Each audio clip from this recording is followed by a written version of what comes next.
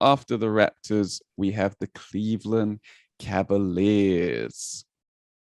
Yeah, another sneakily active team, I thought. So I'm not exactly sure what they're doing, but I'll go through the roster changes. Going out, we've got Torian Prince and Larry Nance Jr. Coming back in, Big loss. we've got Laurie Markkinen. That's where he ended up. Taco Fall, the reappearance. Taco Tuesday. Denzel Washington, not Denzel. That would have been a surprise. Is he playing again? I only saw him in this movie. He got game, man. He's got game. I thought it was really good. Him and his son Jesus. No,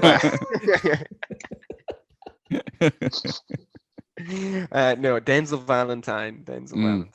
And Ricky Rubio is there too. Huge. But if they let him play, man, if they let him play and run that team, it can make a difference. It's just weird. Anyway, we'll get to that. The biggest addition has been Evan Mobley, number 3 pick in the draft, and literally a big addition. He's a 7-foot tall guy, has a lot of skills on the ball, and defensively. I was looking through sort of his stats, and in college, comparably, he comes up a lot against Anthony Davis's numbers, in terms of sort of his defensive side of things. Nobody quite compares to what AD did in college, because if you look at it, that is ridiculous.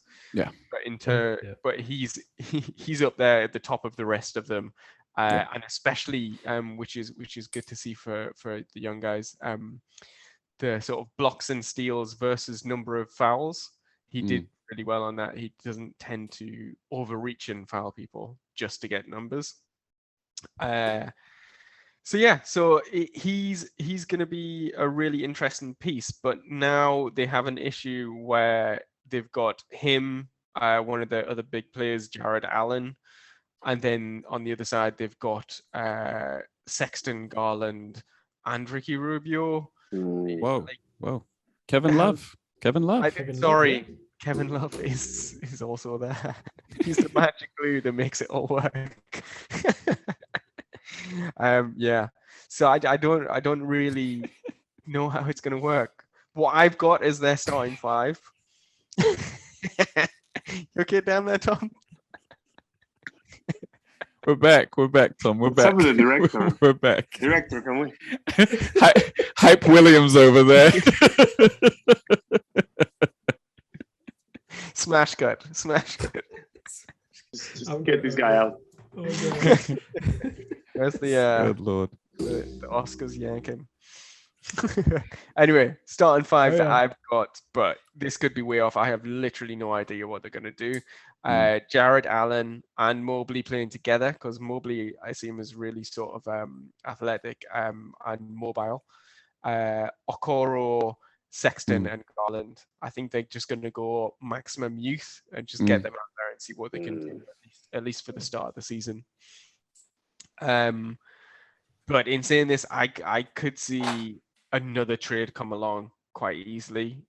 It doesn't make sense to have Love there. Love should be helping somebody win a championship or retired. Like what? From Nets or Lakers. Yeah, like if he doesn't end up on the Nets, then it's gone wrong. The whole plan's gone wrong. Yeah, we didn't put him past them, but yeah. So I think it depends on that, and we'll see how Mobley sort of develops. I'm excited to see what he can do, but I don't think he's going to come out the gate and be like a franchise sort of player. I think he might be a exciting but a slower one to sort of take on like a leadership sort of role. And predicted finish is they're not doing anything this year. It's a nice way of saying it. I did just want to say before we move on that they are also a potential sleeper Ben Simmons destination. There's rumors that they want to move off of Colin Sexton. They're saying that he may not necessarily meet their new timeline, which is even younger. And if they could somehow flip him and some assets for Simmons, they would like to do that, which would be weird having just brought in Ricky Rubio, but they're the Cavs, so nothing has to Bring make him. sense, right? It's very easy for them to improve. But yeah, I feel sorry for Rubio, man. He was like, I'm a free agent. I'm going to decide my destination, my future. I'm going to the Suns. Me and Booker are gonna light up the I've been traded back to the Timberwolves. Oh, okay. All right. Well, me and Towns are gonna now I'm at the Cavs. Like, player freedom, yeah? It's ruining the league, right? They've got too much power, Dave. Too much power. Too much player power. Which brings us to the Orlando Magic. The dreams come An true. interesting team. So you want to talk about them, Jose, or No one does. Everybody else on mute. Mute. I think you prepared for this one, so I'm gonna let you. Got it. So they had an interesting draft night. Actually, I'll start there. They were expecting the Raptors to take Jalen Suggs with their pick, but actually the Raptors decided to go for Scotty Barnes, and the Magic ended up with Jalen Suggs, which was a very good thing for them because he is known not only for his scoring ability and playing ability, but also for his mentality. Weirdly, I think what happened was in those what do you call them, workouts, he underperformed for the Raptors, and I think there was a couple of other teams that saw him as well and worked him out and said that he actually just did not perform well. But he is, as I said, known for his mentality. He's one of those players with winning mentality, a work hard mentality, and he's the kind of player that mentally you would want to build around and you would expect to improve on his shortcomings if he has any with playing. It's a young roster, although they did bring in Brook Lopez. Robin Lopez, thank you. Robin, yeah. They brought in Mo Wagner, who's a small addition. They still obviously have their super giants in Mo Bamba and the very long Jonathan Isaac. They still have Gary Harris from last season. Fultz is still there. And then they have their other young guys in Wendell Carter Jr., Cole Anthony as well.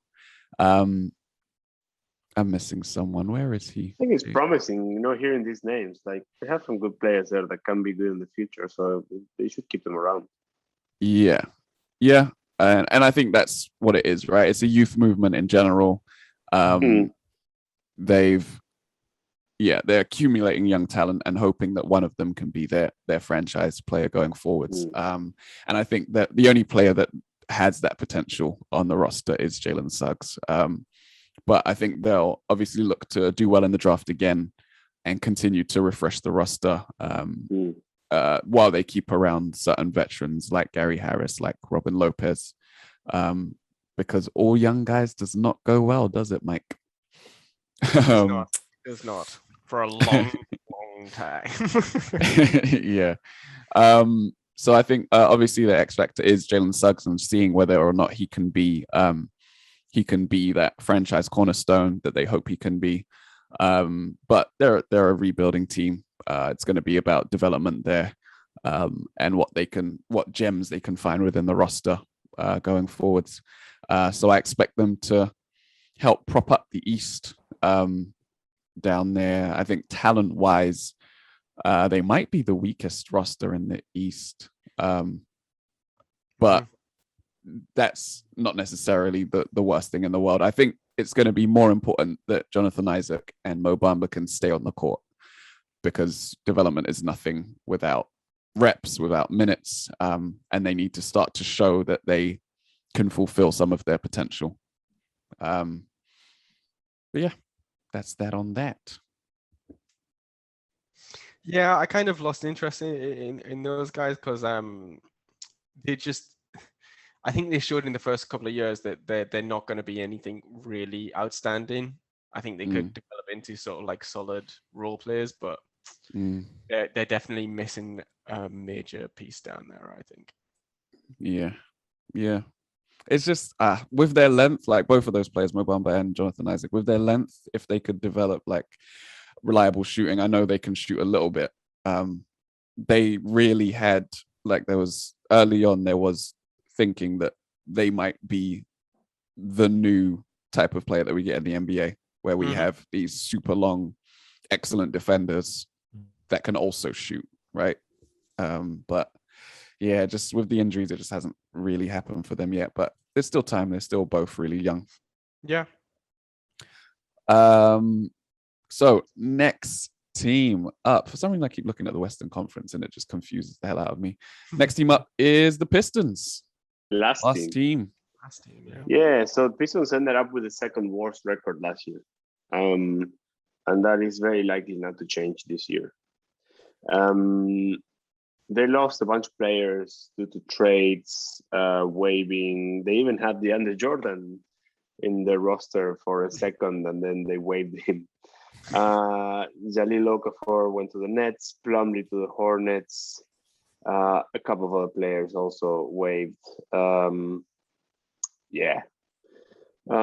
Their biggest additions are via free agency Trey Lyles and Kelly Olynyk. Solid like, if player. you're not a draft pick, we don't care. Yeah. And obviously they got the first overall in the draft, along with other three players. But Cade Cunningham is the number one draft pick on this year. And looking at his highlights, watching his highlights, he can play like so. These days, with his body now is prepared for today's NBA. We couldn't have said the same thing 10 years ago, maybe 6 years ago. For today's NBA, he's ready to play in the NBA with his body. So he obviously needs a lot of development, but when you see him play, he has some of Trey Young's passing and dribbling. I actually saw a video where they compare some of his moves to Luka Doncic's. Like, again, it's really hard to compare it at this point, right? But I think he has a lot of potential. So I think obviously they're still rebuilding the Pistons. And if you see the players that are around them, like Isaiah Stewart, who we talked about a lot last year when we talked about the rookies. Corey Joseph. Jeremy Grant is there. I think it's again a rebuild team. I think that the most fun thing to see or to expect about these Pistons is just see how Cade Cunningham adapts to the NBA and how much of a difference he makes on this very young, unexperienced team. And that's it. That's all I have to say about this. Do you know who the longest serving Pistons player is on that roster? Do you know what player do you think has been there the longest now? Has the most games of the Pistons? This is an interesting one, man. A rookie from I last have year. no idea. Just to show you like how much rebuilding they're doing. Is it Jeremy Josh Grant? Jackson. Killian Hayes, the French guys, Wow. who was injured most of the last season and didn't play much in the rookie season. He's the longest serving player, like the one with most 2 years. games Wow. as a Piston. Yeah. So 15th overall in the East. Yeah, it's about that. That's because there are no 16. Because there's 15 players. 15 teams. Sorry. If there were 16 teams, they would be 16th. It will be 17th. I kind of like them a bit more than the Magic, but I think that's more of a long-term thing. Like, Same. I like Isaiah Stewart. I think Yeah. the other like picks that they've made, like Sadiq Bey, like have been like really good, solid guys. And from what I hear, Cunningham could be that like big sort of player, but it is a bit of a risky one, I guess, right? Yeah. It's always a gamble with every rookie, right? Like if they stay healthy and they can play a lot of games and they get the ball a lot, fine. But it's like not one of those like number one picks where you're like, oh, that's he's not a LeBron James, he's not a Zion, right? Yeah. Like, yeah. But there's this weird thing around him though. Is all over the media and everywhere. Did you see those lists? Those under 25 best Yeah. players. Like he was so high on that list. Mm. Like he's not played a single NBA game, and he's Mm. already over players that are confirmed playoff. You know, the players that have reached the playoffs already and they performed in the playoffs, and you're like, this guy is being. The thing is, I'm not gonna lie, I've never heard of him up until draft night. Like I've never. Right. I know he was meant to be the big dog in college basketball, College, but even though I follow college basketball, I've never even heard of him. So I don't really know what he does. I've not even seen highlights. That's how much. He's Luka Doncic, Tom. So you need to know he's Luka Doncic. He's not. But it's really weird that there's this tiny hype around him, or already expectations, very high expectations. I feel around him about, and well, we'll see. I mean, he'll get the ball a lot, I guess. Yeah, the league loves a big guard, right? Yeah. Like, and whenever you have a guy who's 6'7", 6'8", and has guard skills, we lap that shit up, especially as a playmaker. And I think that's what he has. Where he might struggle is again with his athleticism. I know they said the same things about Doncic, but he's a different breed. He doesn't have that like lightning quick step again to break his man off the dribble. So again, he's going to be relying on picks and finding angles and things like that. And if he can use those sort of old school tricks of angles, positioning, and then using his body, then he'll be fine. He'll be perfectly fine and could make a real splash. The Pistons are a bit like the Thunder, but on the East, like a bunch of young guys. Mm. I don't know. I put them in the same sort of category of. Yeah. Don't expect much from them. They could be a surprise. I don't think they would be, but they have the freedom to develop a bit. Yeah, they have freedom, and there's no expectations. There's no pressure on them to do anything. So it's all good for them. It's a good place to be if you're super young, like the Thunder, I guess.